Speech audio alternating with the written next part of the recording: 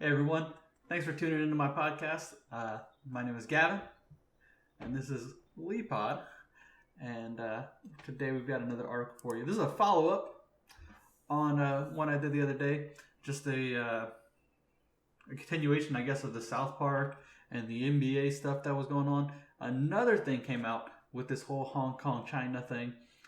This is an article by the New York Times, obviously, but I mean, you could read this. There's 8 million articles and videos on this already. This is about Blizzard banning a Hearthstone gamer in Hong Kong after he put on a mask and just said a couple things about Hong Kong at the end of an interview. And if you watch the video, the casters or the guys doing the interviewing ducked under the table after because they knew this was going south fast. Let me read a little bit of it. But I mean, that's the summary. Activision Blizzard became the latest American company to find itself caught between its business interests in China and the values of its core customers after it suspended an esports player who voiced support of the Hong Kong protests during a live broadcast. The decision to suspend Chung Ing Wei, a professional Hearthstone player in Hong Kong, for a year, while forcing him to forfeit a reported $10,000 in prize money, prompted a backlash in the United States similar to the public relations debacle in the NBA has faced this week. Gamers posted angrily on social medias and in forums, while politicians saw it as another troubling sign of China's chilling clampdown on speech worldwide. Recognizes what's happened here. People who don't live in China must either self-censor or face dismissal or suspensions. Senator Marco Rubio, Republican from Florida, wrote on Twitter. China using access to the market as leverage to crush free speech globally. Senator Ron Wyden of Oregon, a Democrat, concurred, saying on Twitter that Activision Blizzard is shown it's willing to humiliate itself to please Chinese Communist Party. No American company should censor calls for freedom to make a quick buck, he said.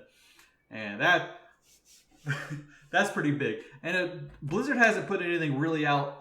There was if I could find it, I'll put it below. There was a post basically from the Chinese arm of Blizzard saying that they completely denounce everything that has been said here, and they were very harsh on it. And if that ends up being Blizzard's official stance on it, they deserve everything that they're going to get.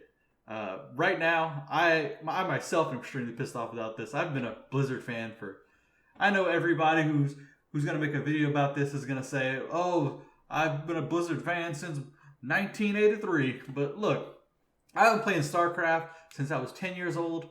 I tried to play competitively for years. I loved that game.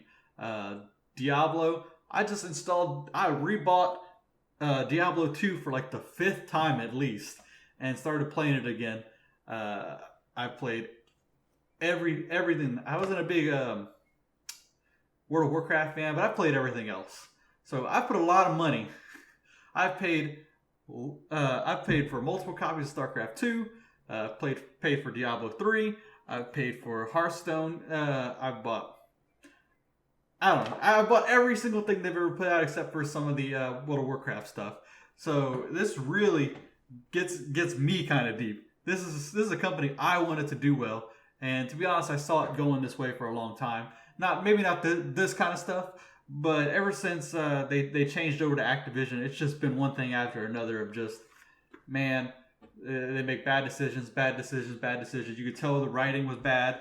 You could tell that the quality wasn't as good. That they were kind of making everything monotone of the same crap, where everything has the same look. They copied off of World of Warcraft, and then they said Overwatch is going to have that same cartoony kind of look. StarCraft 2 is going to have the same kind of look. Diablo 3. All of a sudden, it's all just kind of the same. And it was like, man, where's this going? And then they put out Diablo Immortal, and no one knew exactly who that game was for. Well, we found out right here, because the game hasn't come out yet. But you know who that game is for? It's for China. And the reason they're being so harsh on this is because they stand to lose billions. Because the Chinese love their mobile games, and we don't. They put a lot of resources in Diablo Immortal, and they need this to go well. So we may not even see any kind of response from Blizzard until that happens. There are a lot of people protesting Blizzard. There's team members quitting. There is casters quitting, players quitting. Brian Kibler recently put out a post that he was one of the main casters for their big Hearthstone event coming up. He's going to be quitting. And this kind of thing has been shown on, or has been coming up at the actual Blizzard headquarters, covering up the signs. This one originally said, "Every voice matters," which apparently doesn't. They've had some pretty good memes from this come out. But yeah, that's essentially what it was. You can argue, and that's what they've said. They've argued Blizzard itself when they originally banned him, that he had a contract himself, and yeah, that's true, and I agree. If they wanted to just ban the player who did this protest, to be honest, I would be fine with it. I wouldn't like it, but that's in your power. It's like the NFL whenever Kaepernick was doing his stuff. They didn't like it. They had the power to ban him if they wanted to, but they didn't. And just like this, they have the power to if they chose to. You don't have to like it, but they did. The problem here is that they banned the casters. These guys were conducting interview, had no idea about this protest, and they get banned by association. That is some dictatorial ass, I'm sorry, stuff. It's ridiculous.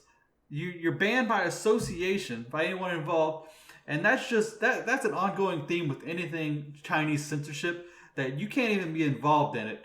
Like I said with the NBA thing the other day, the Houston Rockets owner said something, and we're not punishing the Houston Rockets. We're punishing the entire NBA for the opinion of one man. And I don't know, this is a little bit different situation, but these guys are completely innocent. They're not even involved with the guy making the protest. That basically wraps it up. Tons of people are canceling their subscriptions to everything World of Warcraft and Hearthstone and all their games, and I support that, and I support you doing the same. I'm not one for this whole cancel culture stuff where you try and shut people down or companies down for having the wrong opinion, but this is ridiculous. This is the kind of stuff that you have to stand up for, and you have to defend the people getting the people getting banned, or the people losing their job, like the casters, who are just bystanders in this whole thing. Like I said, the player, he knew the consequences. He signed a contract, and he said after he knew that what he did was wrong in terms of the company's contract. But at some point, you got to draw the line on these casters, like I said. And I'm gonna make another video just on a follow up to this. I don't know where we go from here in terms of the Chinese and just their censorship of everything. But what a lot of people don't see in the background of this whole thing is, where is this coming from? And just I think it was early 2018, they voted their president, Mr. Z, basically dictator for life, and gave him full power.